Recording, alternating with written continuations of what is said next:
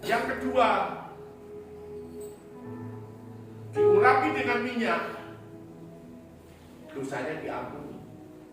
Wah, hebat sekali minyak itu. Jadi jangan ragu-ragu menggunakan minyak, katakan waktu saudara gunakan minyak itu. Paling tidak dalam nama Yesus saya mengoles orang sakit ini dengan minyak. Dalam nama Yesus setan pergi, saya oles dengan minyak ini. Dalam nama Tuhan Yesus Yesua Masiah.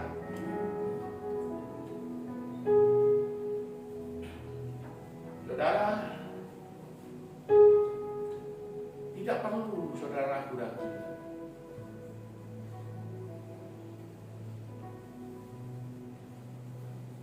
Panggil Tuhan.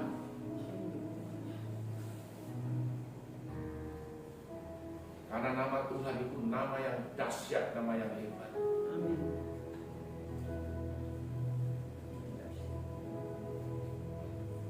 Kemudian yang berikut 2 Korintus pasal 1 ayat yang ke-21 22. Melalui pengurapan itu kita dimeteraikan. Melalui pengurapan kita dimeteraikan menjadi miliknya Tuhan. Jadi ada tanda dalam hidupmu kalau engkau adalah orang yang diurapi. Seperti ini. Kemudian minyak yang kedua ini, jadi yang pertama itu berbicara tentang pengurapan. Nah, yang kedua ini berbicara tentang berkat. Saudaraku, Mazmur 133 ayat 1 sampai 3. Karena sebenarnya kalau engkau diurapi, engkau itu diberkati.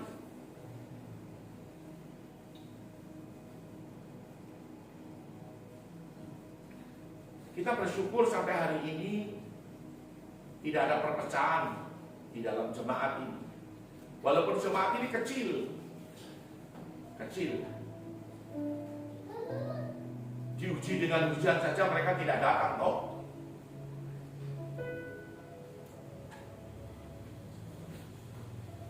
Tidak datang.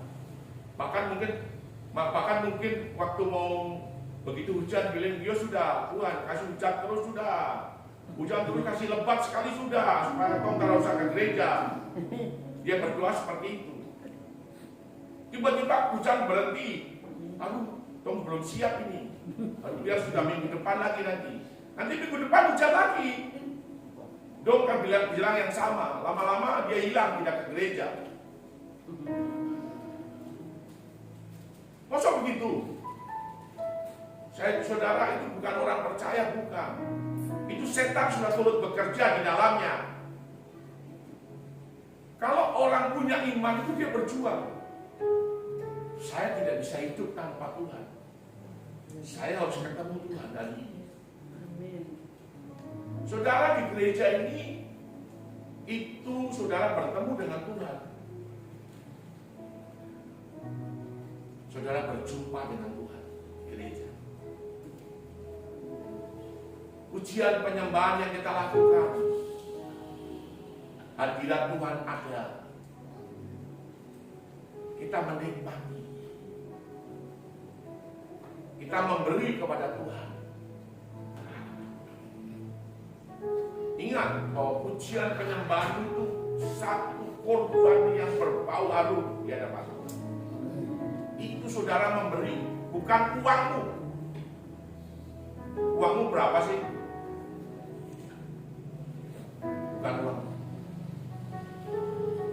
Tapi hatimu yang kau berikan kepada Tuhan melalui pujian dan penyembahan. Makanya kalau pujian dan penyembahan bersuara. Jangan pujian penyembahan tidak bersuara. Suara. Ada ekspresi. Ekspresi itu bisa dilihat dari raut wajah.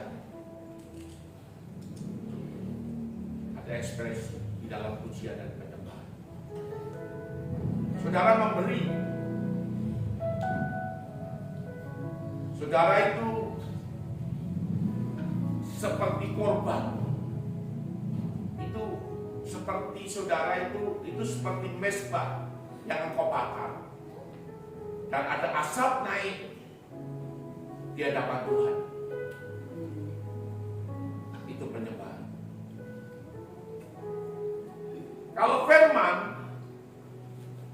itu saudara diberkati. Karena firman ini yang menolong kita. Firman ini yang memampukan kita. Firman ini yang membuat kita teguh. Firman ini yang membuat kita tetap punya pengharapan. Saudara diberkati. Kalau pendeta di depan bicara tentang mukjizat dan kesaksian orang-orang yang disembuhkan, saudara saya, Tuhan saya mau seperti itu. Saya dulu juga begitu. Kenapa orang-orang bisa diberkati Tuhan? Saya juga mau seperti itu. Saya juga mau diberkati. Seperti itu. Jangan saudara diam saja. Bilang. Karena dengan saudara ngomong, saudara bicara, itu sebenarnya adalah respon kita. Itu adalah tanggapan dari hati kita kepada Tuhan. Seperti itu. Jadi, saudara harus siap. Yang berikut, saudara diurapi itu diberkati. Diurapi itu diberkati. Yang berikut tadi. Ya, diurapi itu diberkati. Seperti Daud diurapi oleh Samuel.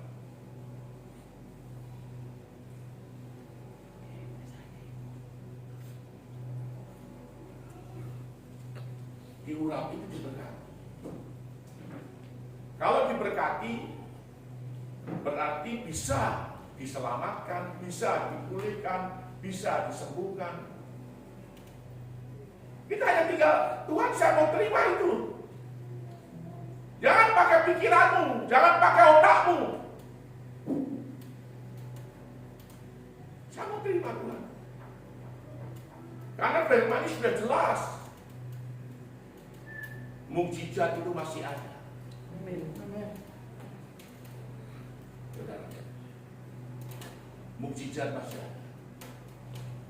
Dan minyak itu dituang dan dituang sampai wadahnya itu habis, baru minyak itu berhenti. Saudara, ini yang terjadi, harus terjadi atas hidup.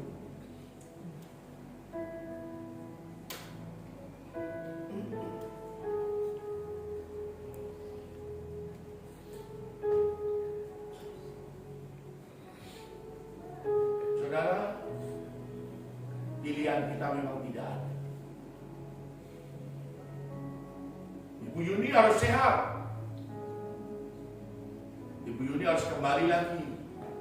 Kalau memang masih mau tinggal di Papua, harus bisa usaha. Bagaimana caranya? Nanti Tuhan akan tolong.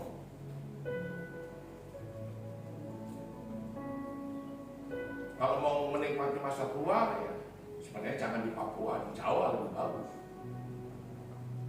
Ada keluarga, ada anak-anak. Tapi kalau masih mau tetap di sini, mau berkarya di sini, minta sama Tuhan.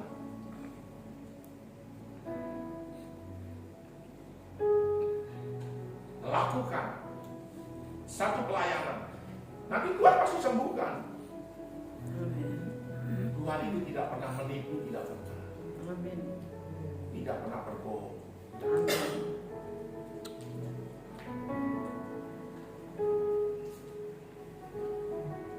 Jadi mari. Seperti kayak kita usaha. Minyak itu terus dilipat gandakan. Usaha kita dilipat gandakan. Dan dilipat gandakan terus.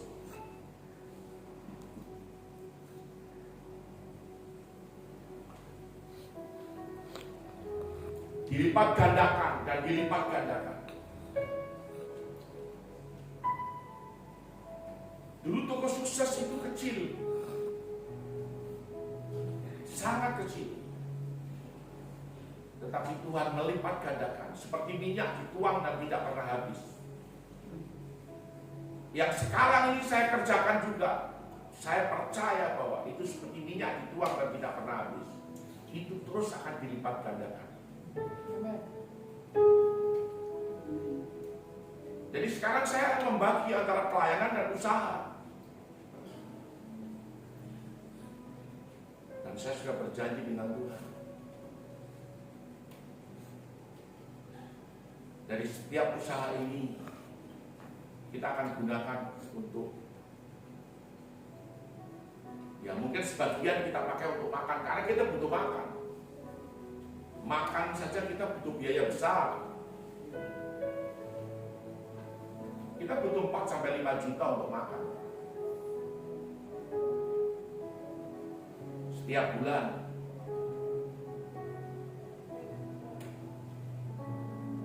Jadi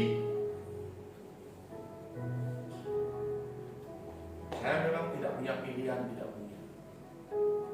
Dan memang Tuhan perintahkan. Tidak akan duit datang dari langit, tidak akan. Melalui wadah yang kita siapkan. Ya, terus berikutnya bencana.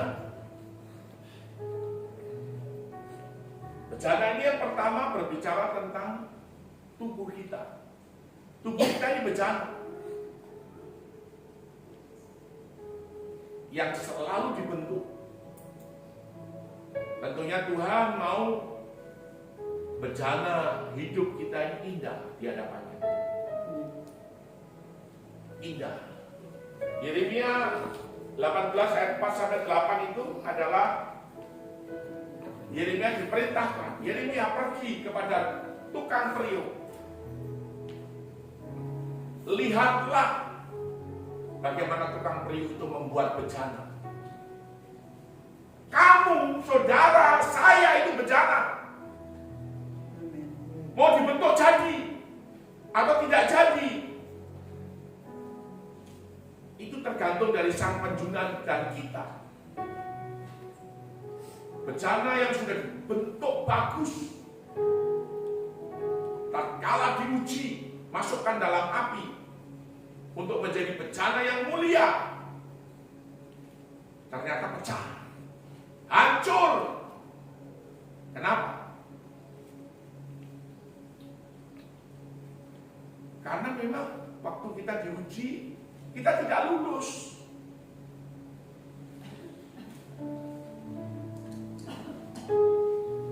Diuji kita tidak lulus. Tidak berani berkata jujur. Tidak berani dengan ketulusan.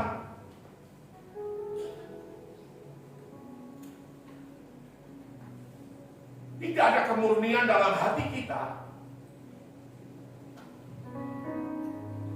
Tidak ada kerendahan hati. Tidak ada. Saudara lihat.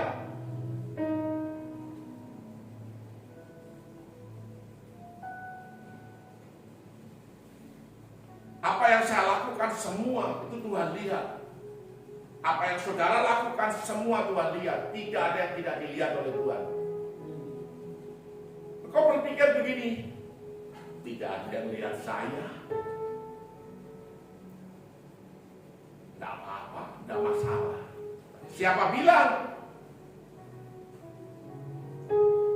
Manusia tidak lihat, tapi Tuhan lihat. Hamba Tuhan yang punya karunia, dia bisa lihat. Hati-hati. Saya pernah dimarahi dengan istri saya. Kenapa? Karena waktu ada dalam satu persekutuan, saya langsung bilang, kamu berzina. Kamu bertobat.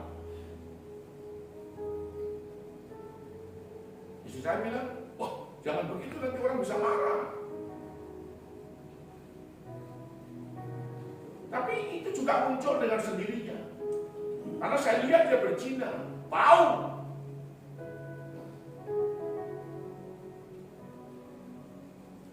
Ini saya bicara benar, saudara. Jadi, kau pikir orang tidak tahu? Ya, betul. Tapi hamba Tuhan yang punya karunia itu dia tahu. Karena dia melihat bukan mata jasmani yang kelihatan, tapi dia bisa melihat dengan mata rohaninya.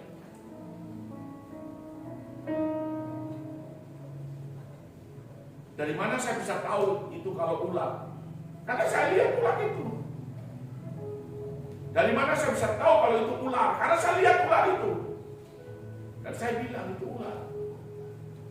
Langsung bilang, iya Bapak Bugalo, betul sekali. Seperti itu.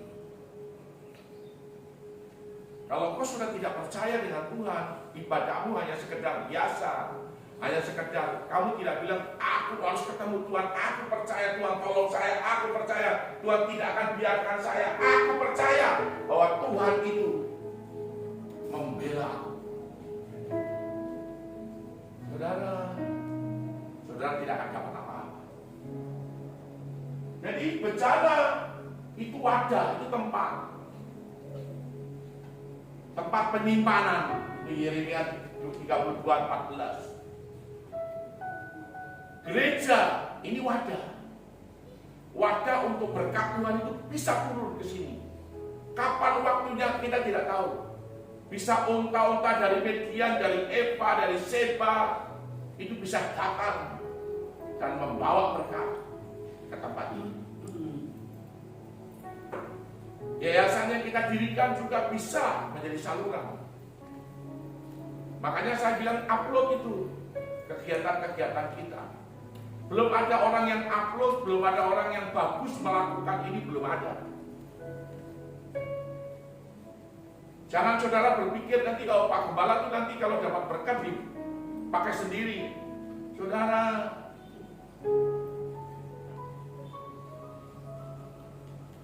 lihat. Bahkan ada orang-orang di tempat lain itu dia cuma ambil foto-foto saja lalu nanti dia ajukan ke Freeport atau kemana dia dapat uang dimakan sendiri. Itu ada yang begitu ada. Jadi memanfaatkan pelayanan untuk dipakai makan. Makanya saya tidak mau orang bicara seperti itu. Saya juga harus kerja. Sekalipun saya sekarang sudah 64 tahun ini tidak apa-apa. Tapi saya pilih pekerjaan supaya ke depan bisa termasuk tingkat. Kalau Tuhan kehendaki Papua Utara jadi, saya akan jual satu aset yang besar, saya akan jual.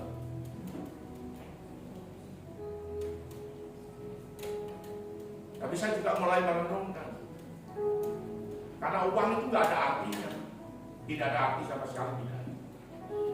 Kalau kita tidak mengelolanya dengan baik.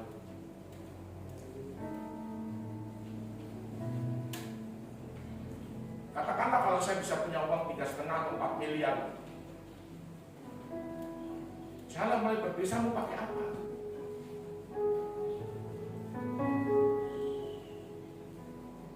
Lalu saya harus mengelolanya dengan cara bagaimana?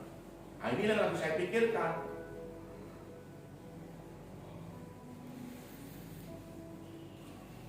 Karena kemungkinan untuk itu ada, sangat besar sih.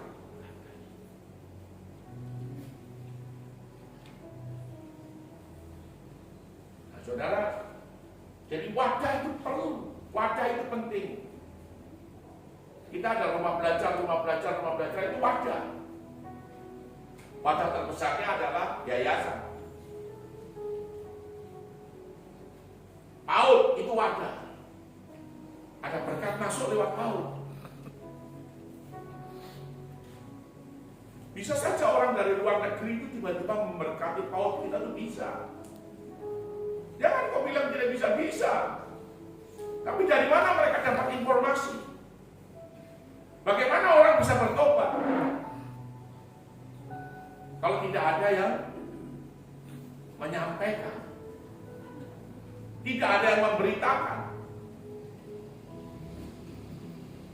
Saya bilang upload gitu. Ya bagus.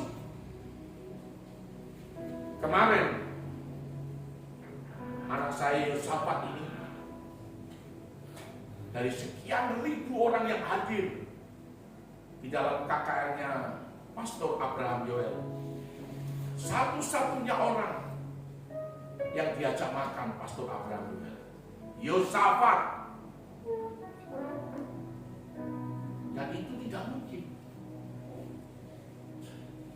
Saudara, harusnya dia berangkat tanggal 27.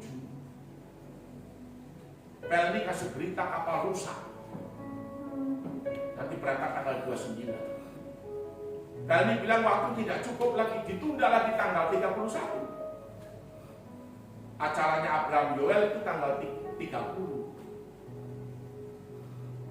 Dia bisa ikut.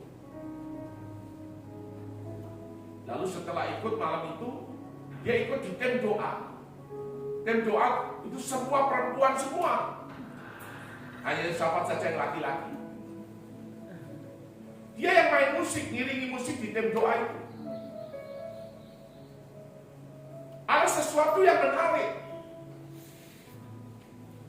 dari Yosafat ini. Memang Yosafat itu punya daya tarik.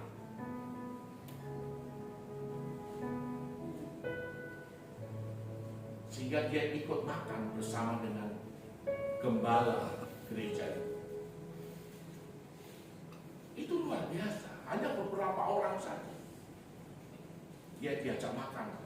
Bahkan disempat diajak foto bersama. Kamu ditanya dari mana, kenapa kok kamu bisa ikut ini? Dia bilang kapal rusak. Saudara tidak tahu, itu mungkin juga rekayasa Tuhan.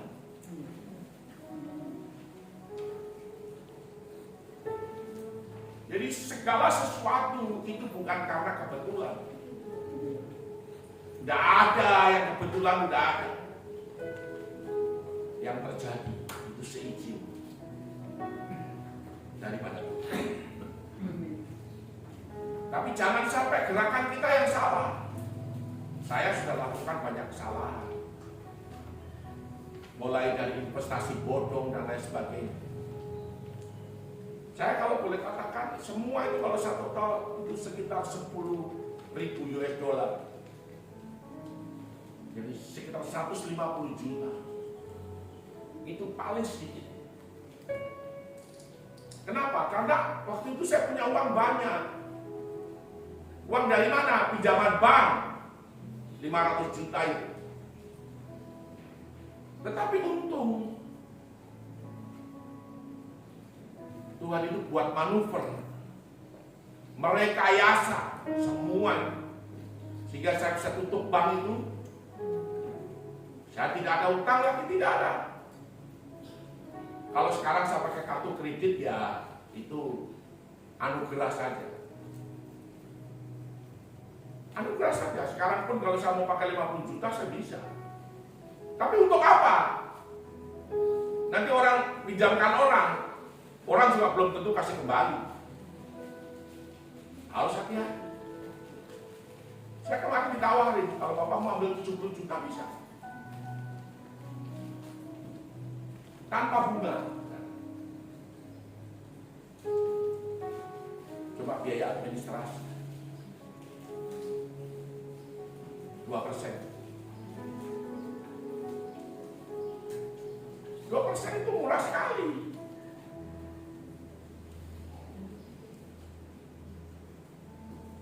Tapi saya justru takut.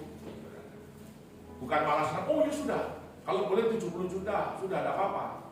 Iyo, terima uang 70 juta itu enak, tapi bayarnya bongkok. Kamu tahu, saudara tahu bayarnya bongkok. Bayarnya itu bongkok.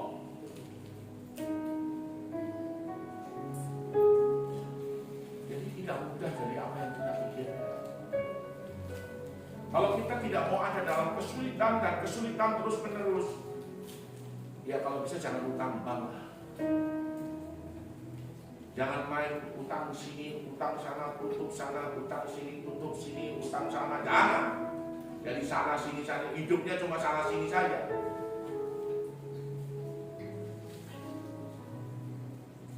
Mungkin saudara bisa punya, saya kan tetap bayar, tidak ada masalah. Yang jadi masalah tuh kalau tipu sana, tipu sini, tipu ya itu yang jadi masalah kan? Utang di sana, di sini, tipu sana, itu jadi masalah. Tetapi hidup itu berhenti sudah, cara hidup yang seperti itu. Stop sudah. Saya sudah tidak mau. Berapa waktu lalu tuh ada orang tawarin investasi ke saya. Investasi itu bagus, memang bagus, bagus sekali. Dia prospek saya sampai jam 2 malam, saya sampai mengato ini. Dia tetap cerita. Pak Suwanda tahu persis ini, saya tahu. Tapi saya tidak. Saya bilang, ada uang ini saya lebih baik saya pakai rumah kos. Bapak rugi kalau itu rumah kos ini. Tidak apa-apa. Tapi saya pasti, kalau rumah kos ini kan barangnya ada. Nanti kalau saya sewakan kan saya dapat uang. Walaupun kembalinya agak lama. Kan begitu toh? Tidak tahu kemudian Presiden Prabowo naik, saudara tahu. Regulasi semua dirubah. Semua uang hilang. Berapa pendeta yang banyak itu terlibat semua. Dia langsung bilang, ini pendeta Suwanda itu yang betul. Saya bilang, ya sudah saya kan sudah bilang ini barang tidak, ini barang masalah. Saya bilang sekalipun diawasi OJK dan sebagainya. Hati-hati. Jadi jangan sampai kita wadah kita itu hanya kita untuk memanfaatkan, jangan. Tapi wadah kita ini kita pakai untuk kemuliaan nama Tuhan. Sebenarnya kalau perlu kita buat koperasi. Tapi gereja ini kita ini kecil. Dan kalau koperasi ada tuh orang cenderung utang. Dan utang nanti bayarnya susah. Itu juga koperasi juga repot. Gitu. Koperasi yang sehat itu kan kalau utang bayar, sehingga ada keuntungan di situ. Tapi kalau orang utang dan tidak mau bayar tuh repot koperasi. Kios itu saudara harus usahakan. Saudara bikin kue donat, bikin apa saja, semua itu kalau saudara continue lakukan, jangan panas-panas tai ayam. Dari kita tutup toko itu kita buka warung, buka apa, semua tidak ada yang berhasil, tidak ada. Kenapa? Karena tidak ada SOP, tidak ada standar operating procedure, itu tidak ada. Contoh, itu warung Minang itu di sebelah sini tuh, lihat. Hari ini saudara beli telur dadarnya. 3 hari kemudian, 1 minggu kemudian saudara beli telur, harganya mungkin sama, rasanya tetap enak. Tapi kalau hari ini saudara masak enak, besok tidak enak, lalu orang tidak akan mau beli. Tidak bisa dipercaya. Kenapa dia laris yang di pojok sini? Enak. Soalnya saya kalau beli telurnya dengan saya beli pergiannya enak.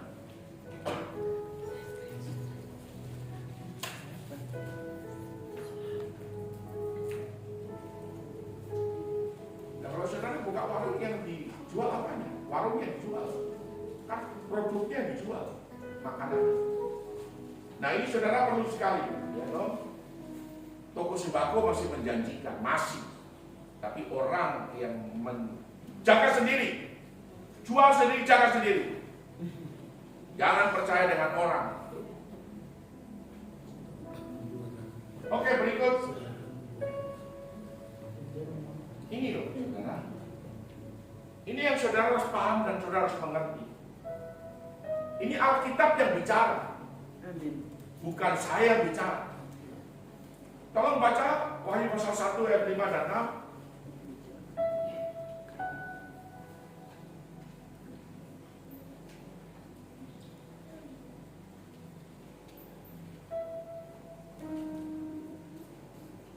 Ibu Hedi itu punya peluang di pasar Darbuar sana. Coba kasih harga yang murah. Wahyu 5 ayat 1 sampai 6. Maka aku melihat di tangan kanan dia yang duduk di atas tahta itu sebuah gulungan kita. Bukan, Wahyu pasal 1 ayat 5 dan 6. Dan dari 1 ayat 5 sampai 6. Demikian firman Tuhan, dan yang telah membuat kita menjadi suatu kerajaan, menjadi imam-imam. Pasal 5. Dan dari Yesus Kristus, saksi yang setia, yang pertama bangkit dari antara orang mati, dan yang berkuasa atas raja-raja bumi ini, bagi Dia yang mengasihi kita dan yang telah melepaskan kita dari kuasa, dari dosa kita oleh darah-darahnya, dan yang telah membuat kita menjadi suatu kerajaan, menjadi imam bagi Tuhan Bapanya. Bagi Dialah kemuliaan dan kuasa sampai selama-lamanya. Iya, saudara lihat, di situ dikatakan imam-imam berkerajaan. Itu di dalam King James Version ditulis itu headmate, priest and king. Priest itu imam-imam dan raja-raja. King and priest. Kings itu pakai S, itu berarti raja-raja dan imam-imam. Jadi saudara, di dalam satu penata layanan, ini yang dibutuhkan di dalam gereja. Orang semua mau jadi pendeta, lalu siapa jemaatnya?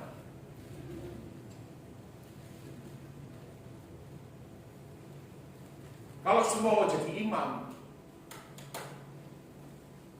yang betul adalah kita harus melihat siapa yang bisa jadi imam. Dan imam dan raja ini bisa ada dalam diri seseorang. Seseorang itu bisa punya imam dan raja. Contoh Raja Hizkia. Raja Hizkia itu dia juga seorang raja, dia juga imam karena dia bisa pegang hukuman. Daud, Raja Saul tidak. Nah, perpaduan antara imam-imam dan raja-raja ini dibutuhkan dalam gereja. Mengapa Petrus Agung bisa menjadi besar? Karena keimamannya itu kuat. Tetapi raja-rajanya juga kuat, pengusaha-pengusahanya juga hebat. Sehingga pada waktu Petrus Agung, dia berkata, saya butuh 2 miliar. Ada orang yang transfer 1 miliar, ada yang transfer 2 miliar. Ini saya dengar kesaksian dari beliau sendiri. Tatkala anaknya bilang, Papa kami mau buat youth, KKR youth. Ya, kira-kira dananya berapa? Dia hitung semua, sodorkan ke papanya. 1 M, Papa. Oke. Dia cuma bilang begitu saja. Dia berdoa, Tuhan, saya butuh dana untuk youth ini 1 M. Tiba-tiba HP-nya bunyi ting-ting, 1 M masuk. Dia bilang langsung, saya akan transfer kamu ya. Sana bunyi ting-ting, 1 M masuk di sana, masuk di panitia. Saya juga jadi heran, kok enak sekali. Enak sekali. Tidak ada yang susah. Dan orang ini memang hebat. Sampai mimbar pun dulu tuh mimbar yang ada gambar Indonesia itu dari Petrus Agung. Siapa di sini yang gembala sidang? Wah, ternyata banyak gembala sidang. Waktu itu gembala sidang itu yang hadir sekitar 200 sekian, 400 sekian. Sedangkan itu hanya ada 200 mimbarnya. Terus dia bilang begini, oke, begini. Siapa yang paling jauh? Yang tidak ada di Pulau Jawa, Kalimantan, Sumatera, Papua, itu yang bawa duluan. Yang di Pulau Jawa nanti saya akan kirim sampai di gerejamu. Dia kirim setiap mimbar ke gereja. Sampai sejauh itu. Dia juga ngomong terang-terangan siapa yang butuh. Waktu itu sopar. Yang butuh sopar, gembala-gembala yang butuh sopar. Yang tidak punya uang, silahkan ambil. Gratis. Tetapi yang punya uang, silahkan beli. Karena saya juga beli dari Israel. 2 juta. Jadi saya dengan istri saya hitung uang kumpul, ternyata 2 juta, saya beli. Nah, apakah hamba Tuhan yang lain itu dengan jujur? Saya juga tidak tahu. Itu urusannya masing-masing lah ya. Tapi yang jelas saya beli dengan uang 2 juta. Beli sofa yang ditiup sama Paul, itu 2 juta kan. Saudara, semua yang kita lakukan, semua yang saya lakukan itu Tuhan lihat semuanya detail, tidak ada yang meleset, tidak ada yang terlewat, tidak ada yang tidak dilihat oleh Tuhan, semua dilihat oleh Tuhan. Hatimu sekalipun dilihat, pikiranmu Tuhan tahu. Jadi mari kita rubah hidup kita ini. Sudah, jangan yang aneh-aneh, jangan, sudahlah itu, jangan. Sekali lagi, kalau saudara, ini kan banyak nona-nona juga, berdoa ya untuk suami itu berdoa. Yang nyong-nyong juga mau dapat istri juga berdoa. Berdoa. Yang masih ingin untuk menikah, berdoa, nanti kasih suami, nanti kasih istri yang baik. Jangan berzina, karena itu akan menghancurkan keluargamu. Itu akan membuat berkatmu berhenti.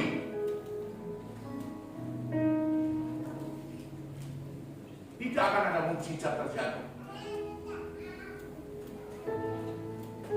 Kita tidak bisa tutup itu, tidak bisa. Tapi itu yang akan terjadi.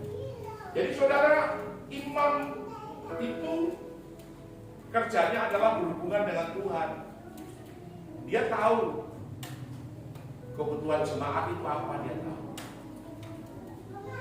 Ada jemaat yang perlu ditolong, dia tahu.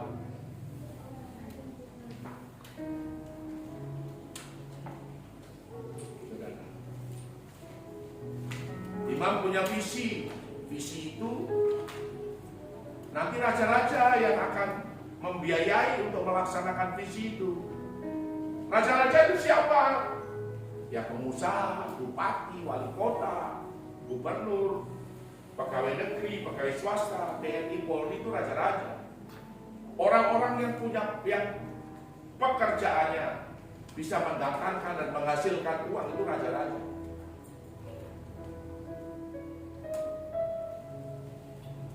Memang saya punya keimaman lebih kuat. Memang imam, karena Tuhan memanggil saya itu sebagai imam. Tetapi saya juga punya talenta raja. Saya punya otoritas raja. Istri saya itu otoritasnya raja. Dia sebenarnya cari uang sebenarnya. Seperti itu. Seperti Musa. Musa itu imam. Yusuf itu imam. Tapi hebat, karena Musa itu kawin dengan anaknya imam Midian. Jadi raja dengan imam bersatu. Yusuf kawin dengan anaknya imam di Og. Raja dengan imam bersatu. Yusuf itu punya karunia imam, punya karunia raja. Dia jadi penguasa atas tanah Mesir. Saudara harus tahu ini. Ada dalam dirimu punya talenta, punya karunia, punya jabatan imam dan raja. Ini jabatan imam dan raja. Saudara harus pahami. Dan di dalam gereja itu dua pilar ini terbesar. Kalau imam saja di dalam, imam yang mendominasi gereja, hancur gereja. Ada kok orang-orang yang kaya-kaya itu berusaha untuk mengendalikan gereja. Gereja harus ikut apa katanya. Bahkan mungkin pejabat atau bupati atau apa, dia ingin gereja ikut apa katanya. Ada banyak. Saya itu lihat sendiri. Kalau saya, oh tidak. Kalau Bapak tidak mau, ya tidak apa-apa, silakan. Nah biasanya pejabat itu kalau sudah ditolak begitu, dia benci dengan kita.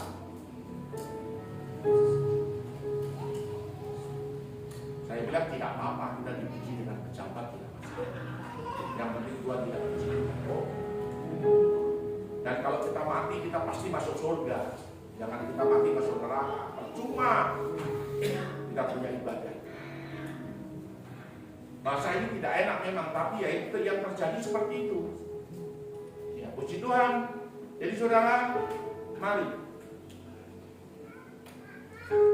Saudara tahu, Roh Kudus itu akan menolong untuk menggerakkan.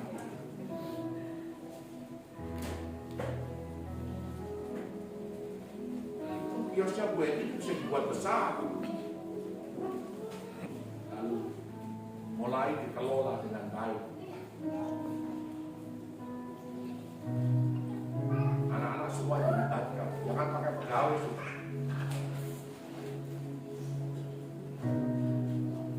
Pegawainya jujur, boleh, kalau tidak cuma satu. Jadi saudara, mari kita naikkan satu pujian. Dia sanggup